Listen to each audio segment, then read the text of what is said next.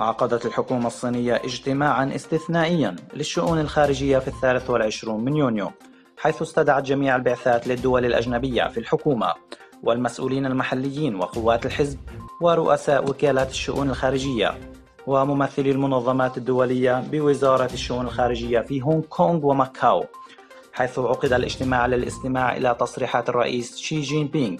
وطلب وزير الخارجية وانغ يي من جميع الموظفين العمل بالأفكار الدبلوماسية للرئيس شي جين بينغ والعمل بروح الزعيم وتنفيذ توجيهات الحزب الشيوعي الصيني بقوة، والعمل الجاد ومتابعة المواطنين الصينيين في الخارج بدقة للسيطرة الشاملة على كل شيء. في 23 من يونيو قامت سائحتان صينيتان ترتديان ملابس قصيرة بالرقص بجانب سياج المسجد العائم في ماليزيا، والتقطا صورا لهما، مما تسبب في استياء السكان المحليين واتهامهم بإهانة المسجد.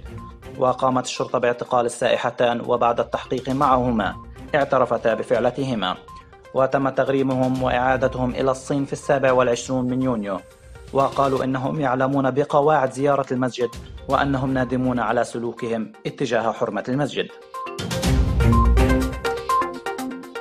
في منطقة شينجيانغ ذاتية الحكم لقومية الإيغور تركستان الشرقية المحتلة من قبل الصين، بحيث أن ما تطلق عليه الحكومة مراكز التدريب والتعليم الثقافي في الواقع هي سجون، بحيث كتب الناشط الكندي شياون شانغ مقالا له قال فيه: يواجه الإيغور اليوم أزمة الحزب الشيوعي.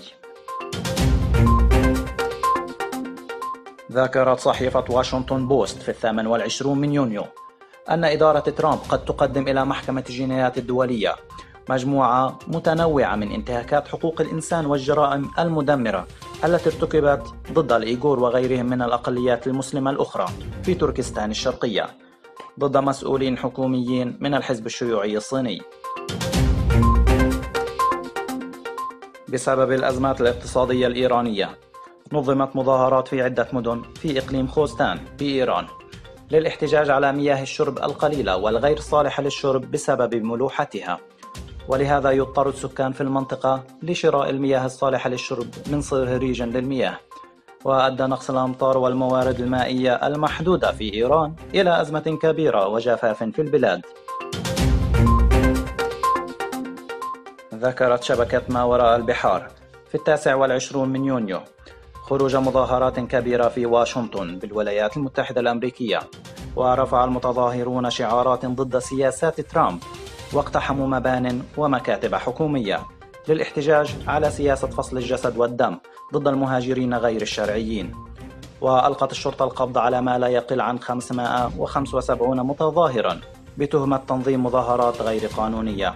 ووفقا للتقرير فإن العديد من رواد الإنترنت الأمريكيين أعربوا عن تفاجؤهم من احتجاز الشرطة لهذا العدد الكبير من المتظاهرين في وقت واحد. في 30 من يونيو سقط الصاروخ الياباني مومو 2 الذي طورته شركة يابانية خاصة بعد إطلاقه في بضع ثوان، وخرجت كرة نارية كبيرة إثر الانفجار، ولم تحدث أي إصابات نتيجة الاحتياطات المختلفة، ولم تصدر الشركة بيانا يوضح سبب فشل الإطلاق، وأعلنت عن إجرائها تحقيقات لمعرفة الأسباب. ويعد هذا الفشل الثاني للشركة بعد إطلاق الصاروخ مومو 1 في يوليو من العام الماضي بسبب خلل حدث في المحرك أدى إلى سقوط الصاروخ في المحيط الهادئ.